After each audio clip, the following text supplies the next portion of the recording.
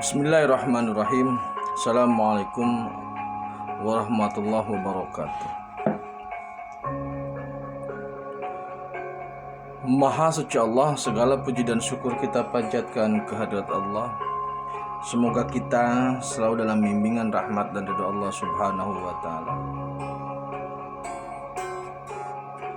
Subhanallah walhamdulillah astagfirullah wa Allahu akbar. Kembali bersama saya dari tim Raja Wali Nusantara. Kali ini kita akan membahas kelahiran Ratu Nusantara.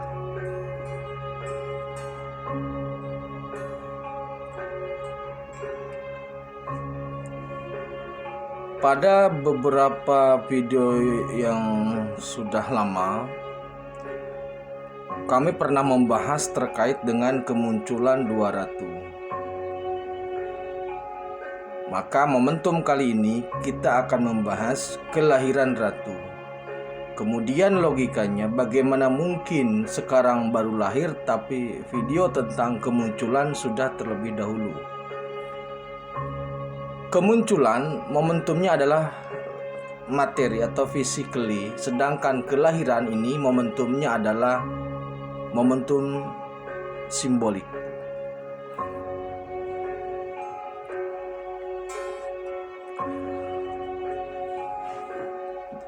Jadi momentum kelahiran Ratu Nusantara pada saat ini adalah kelahiran pada makna simbolik. Jadi begini saudaraku ya. Kembali bahwa saya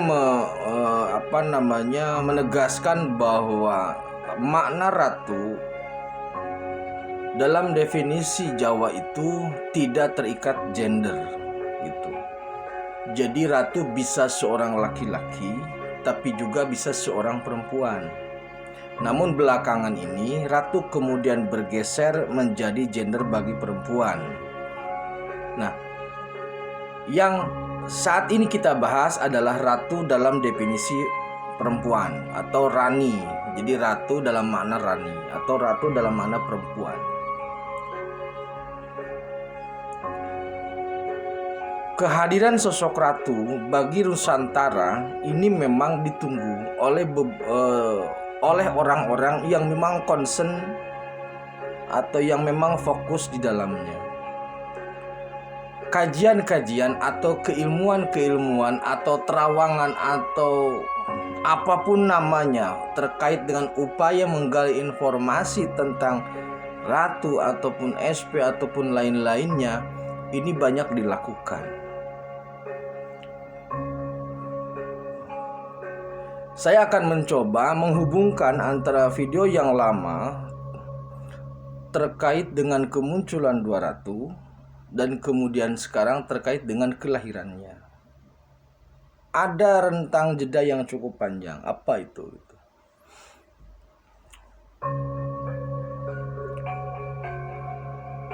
Jadi begini ya saudaraku.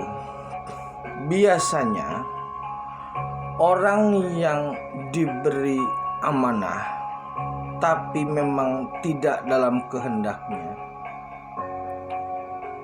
itu seringkali menepis atau seringkali menahan itu sebagai bentuk suatu ketawaduan gitu.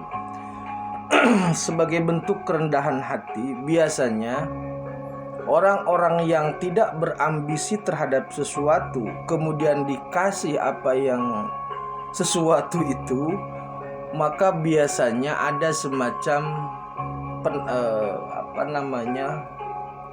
bukan menolak tapi menahan lah. Nah, jadi rentang yang panjang dari video kemunculan dua ratu dengan sekarang kelahiran Ratu Nusantara ada proses.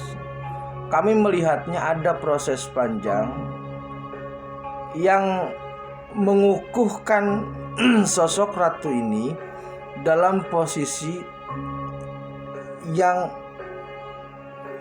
Bahasanya itu agak susah. Dalam posisi yang utuh gitu aja. Karena untuk memegang amanah ini sangat berat. Sangat berat. Seringkali ketika orang diberi padahal dia tidak berambisi ke situ, itu kan menahan atau mungkin menolak lah. Tapi di sisi yang lain itu seringkali juga ada orang-orang yang memang berambisi ke situ. Ada orang-orang yang berambisi menginginkan jabatan itu, baru mendapatkan bisikan-bisikan kecil, baru mendapatkan wangsit-wangsit yang samar dan sebagainya, kemudian mengklaim berani mengumpulkan orang, berani membangun lembaga, berani menarik uang. Ada yang seperti itu. Tetapi di sisi sebaliknya, ketika memang orang itu diberi amanah, justru menahan gitu loh. Nah, memang ada konsekuensi besar dari tanggung jawab seorang Ratu Nusantara. Untuk bisa menerima apa yang Allah amanahkan kepadanya, itu bukan suatu hal yang mudah. Perlu penyesuaian dari berbagai aspek. Dari aspek fisik, dari aspek psikis, dari aspek intelektual, dari aspek emosional, dari aspek ruh. 5 aspek ini benar-benar harus dipersiapkan sehingga sosok seorang ratu itu muncul secara perfeksionis.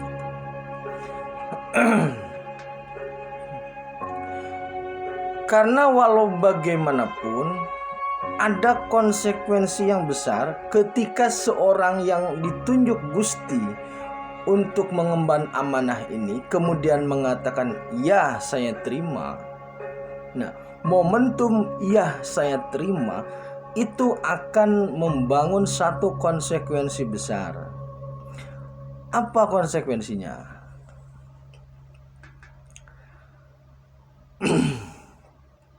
Nah, ketika sudah menerima,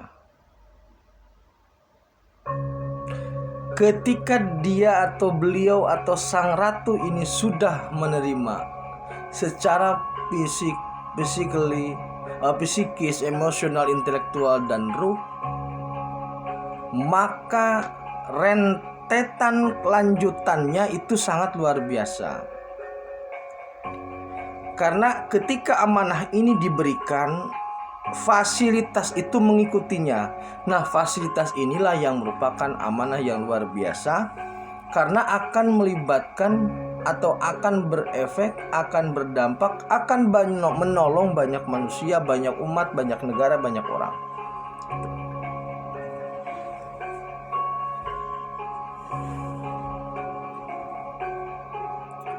Jadi iyahnya itu mudah, tinggal iya itu mudah. Cuman efek, konsekuensi, komitmen dibalik iya itu luar biasa.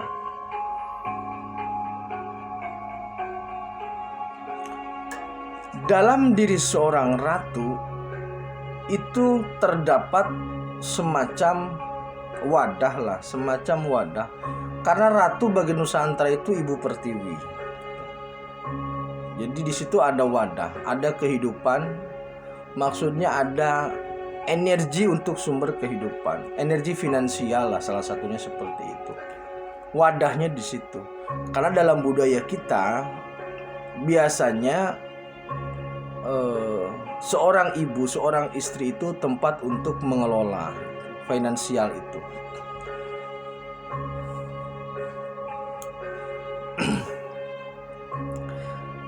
Jadi momentum hari ini kan Maulid Nabi ya, momentumnya 1444 ini. Saya menduga momentum kelahiran Rasulullah pada 12 Rabiul Awal 1444 ini itu bertepatan dengan iyahnya seseorang yang dulu diduga sebagai ratu, atau yang dulu saya prediksi sebagai ratu, dan iyahnya itu momentumnya saat ini. Jadi ketika dia mengatakan iya, maka komitmen sudah siap, konsekuensi sudah paham, dan apa yang harus dilakukan itu sudah juga disiapkan. Kembali saya tegaskan, dalam konsep kami tim Raja Wali Nusantara, bahwa Nusantara ini akan dipimpin tetap oleh dua sosok lah. Dua sosok. Entah seperti apa polanya, itu di video yang dulu yang kemunculan 200 sudah saya bahas. Begitu saudaraku, jadi momentum saat ini adalah momentum penerimaan mutlak, penerimaan absolut tentang amanah, tentang tugas, tentang tanggung jawab dari Gusti kepada hambanya untuk dilaksanakan agar bisa memberi manfaat yang sebesar-besarnya bagi kemajuan, bagi peradaban umat manusia.